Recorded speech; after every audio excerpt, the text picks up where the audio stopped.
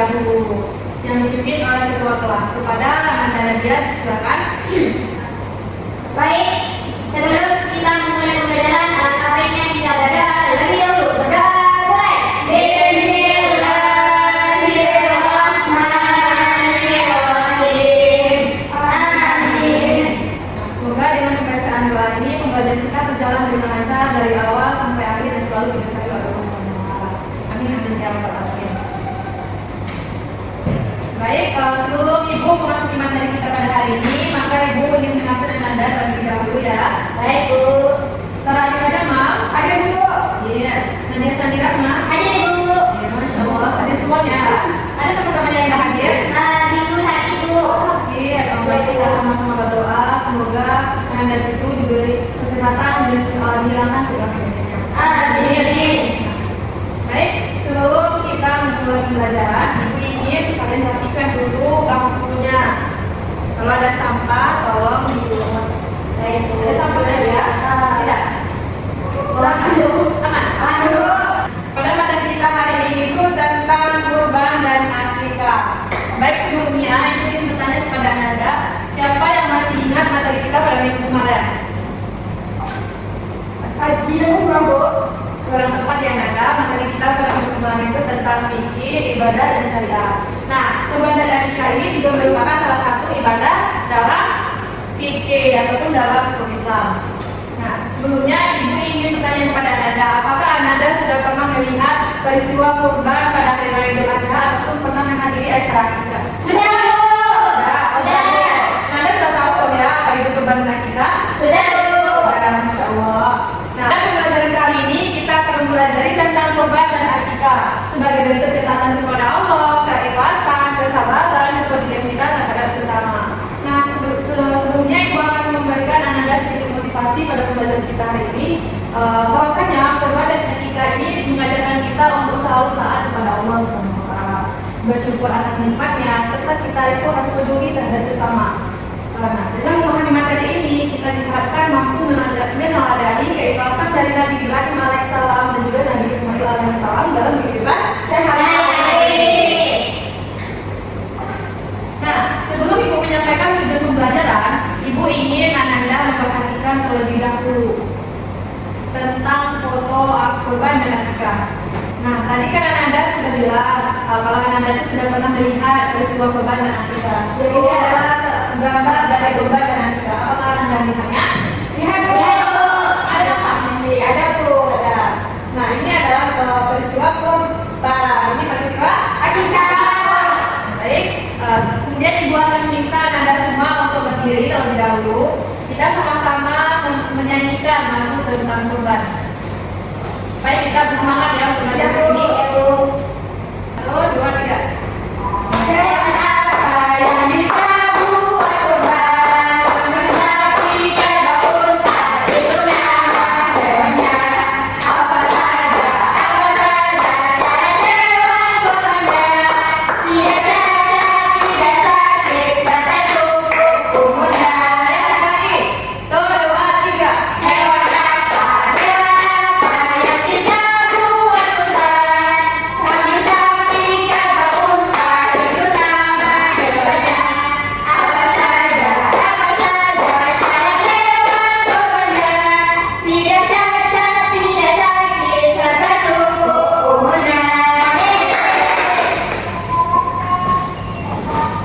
Insya Allah semangat kalian anak ya. Aduh. Nah, tujuan pembelajaran kita pada hari ini, Ananda semua dapat mengetahui pengertian dari kurban dan akikah, dapat mengetahui hukumnya, waktu pelaksanaannya, serta ketentuan dari hewan kurban dan akikah. Kemudian, Ananda semua juga dapat mengetahui bagaimana sih tata cara pelaksanaan kurban dan akikah ini, serta dapat mengambil hikmahnya yang dapat diterapkan dalam kehidupan sehari-hari. Baik, sebelumnya Ibu akan menyampaikan materi pokok kita pada hari ini. Yang pertama, ibadah kurban. Kurban berasal dari kata bahasa Arab yaitu qurba, yang artinya dekat. Secara istilah, kurban ini adalah hewan yang disembelih dengan niat untuk mendekatkan diri kita kepada Allah. Dengan syarat dan waktu tertentu, atau disebut juga dengan istilah udhiyah. Kemudian hukum kurban. Hukum kurban itu hukum asalnya adalah sunnah muakkad, tetapi ia wajib apabila ia dinazarkan. Nah, menurut Imam Malik, kalau apabila seseorang ini membeli hewan, dia berniat untuk berkurban, maka itu wajib hukumnya. Sebagaimana dijelaskan dalam Quran surah Al-Taubah ayat 1 dan 2. Pada Anda salah, boleh dibaca ayatnya Anda. Bismillahirrahmanirrahim. Inna a'tainakal kautsar fasholli li rabbika wanhar. Baik, Masya Allah, terima kasih Anda. Pada Anda dan Jai, kesalahan untuk mematikan. Baik, Ibu. Sesungguhnya kami telah memberitahu ya Muhammad akan kewajiban yang banyak. Sebab itu sembahyanglah engkau pada hari raya haji, karena Allah dan sembelilah korban. Masya Allah, cocok banget. Nanti kalau ada kesempatan boleh Anda datang ke kami yang perlombaan puisi. Bisa jadi Anda bisa juara kan? Ya, betul.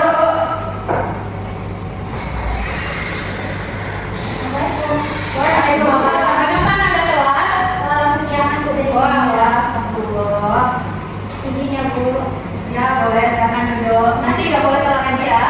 Nanti kalau telat dihukum ya. Ya, Bu. Baik, silakan duduk. Nah, selanjutnya kita akan menjelaskan tentang latar belakang terjadinya kurban. Nah, sebelumnya Ibu bertanya dulu nih kepada Nanda Ahmad. Apa sih latar belakang terjadinya kurban itu? Jadi latar belakang terjadinya kurban itu ketika Nabi Ibrahim bermimpi diberikan oleh Allah untuk memberi putranya Ismail.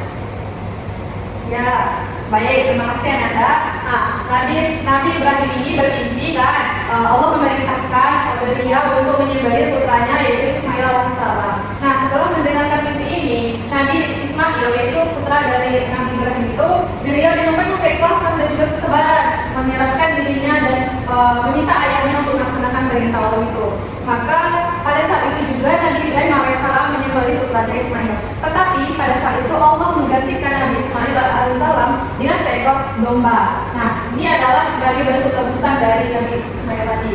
Peristiwa inilah yang menjadi bukti keimanan, ketakwaan dan juga pengorbanan Nabi Ibrahim serta menjadikan dasar disepakatnya ibadah kurban dalam Islam.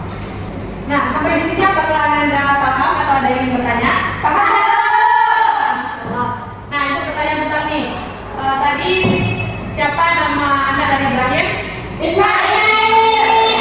Ismail itu diapakan oleh Ibrahim? Ya, tetapi tidak jadi kan diganti dengan kemudian waktu penyembelihan kurban itu dia setelah apa sebelum itu ada?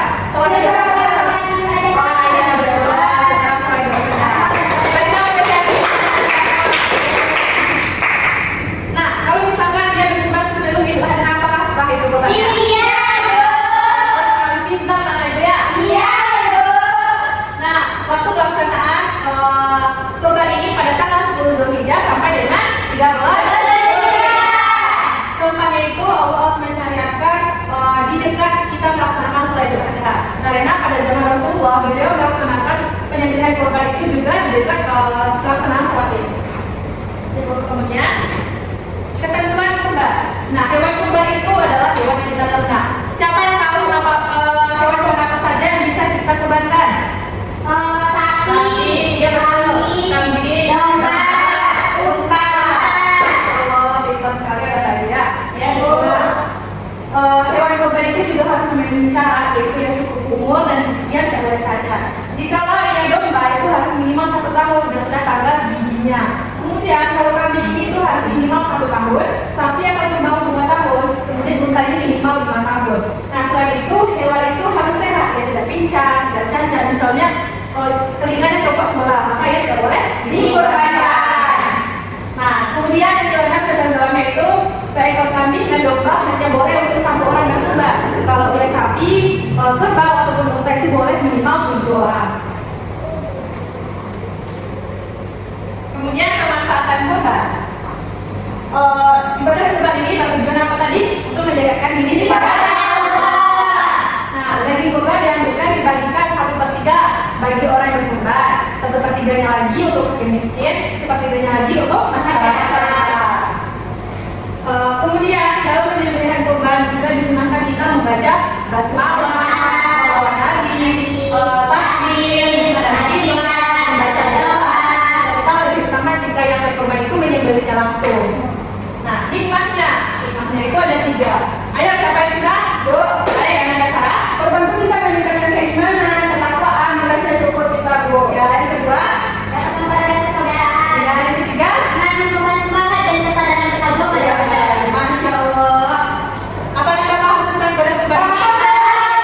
Kita lanjut. Hakikah.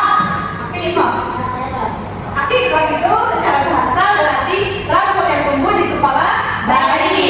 Serama secara istilah binatang yang disembelih pada hari ke-7 kelahiran bayi dan mencukur rambutnya dan ibu memberikan nama kepada anak tersebut.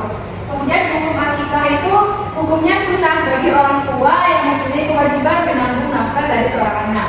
Sebagaimana dalam sabda Rasulullah SAW dalam hadis riwayat Ahmad dan juga para ulama yang berbunyi, setiap anak itu tergadai dengan hakikatnya yang disembelih baginya pada hari ke-7, dicukur rambutnya dan diberi namanya. Hadis riwayat Ahmad dan Imam Bukhari. Yang keempat siapa? Tahu? Imam Hanbal. Hadis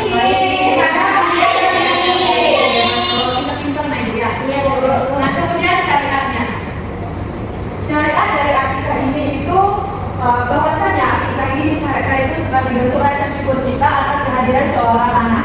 Nah, sejauh ini peristiwa ini itu terjadi yang pertama pada kelahiran anak dari Fatimah, yaitu cucu dari Muhammad SAW, yaitu pernikahan Fatimah dan Ali bin Abi Thalib. Mereka melahirkan 2 anak kembar, yaitu Hasan dan Husain.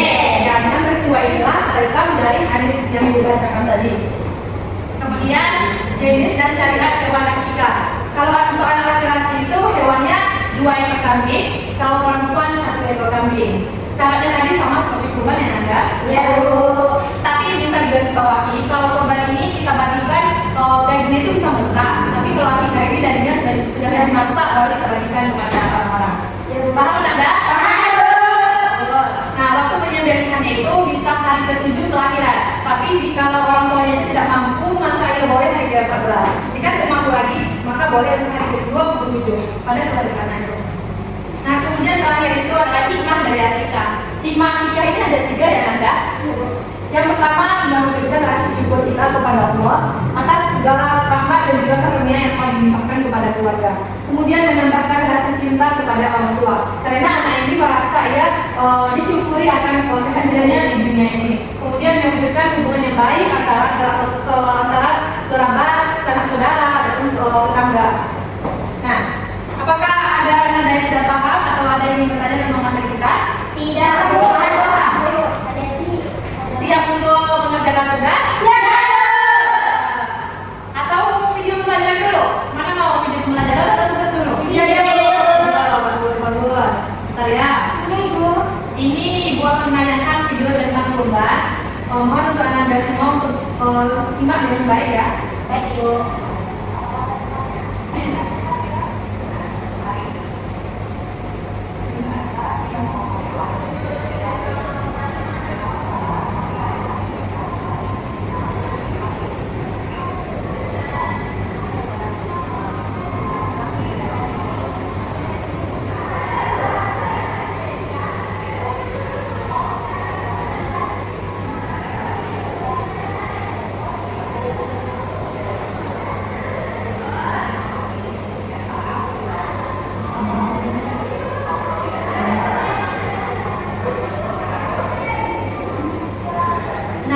Video tadi itu mendapat tentang kurban yang Ibu jelaskan tadi kan, Nabi Ibrahim bermimpi anaknya diberikan Allah dan dari Ismail.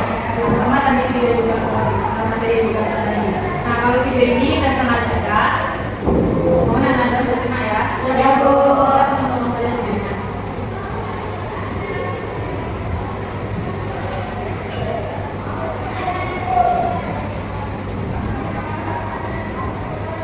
Ini apa contoh? Kurban. Ya, jadi belum dimasak kan? Ya, Bu.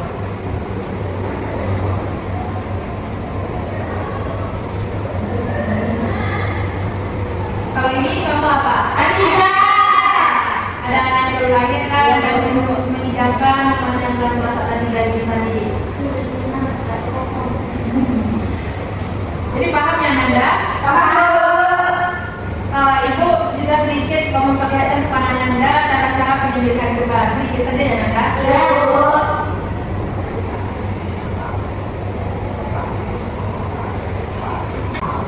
Nah, dari video tentang tata cara pelaksanaan korban tadi, maka dapat kita ambil kesimpulan, adapun tata cara pelaksanaan tadi membaca basmalah, takbir, doa nabi, menghadap kiblat dan lain sebagainya. Sekarang apakah Anda sudah siap untuk mengerjakan soal yang diberikan? Siap, Bu.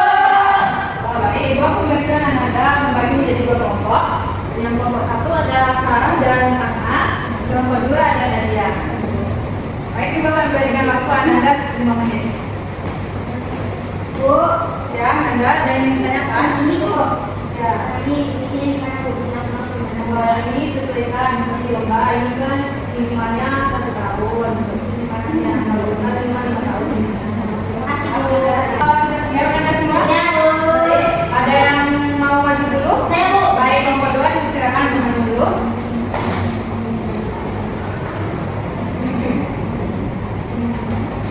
Baik, kami dari kelompok 2 akan presentasikan hasil diskusi kami yaitu mengenai kurban adalah penyembelihan yang hewan ternak dengan niat ibadah untuk mendekatkan diri kepada Allah.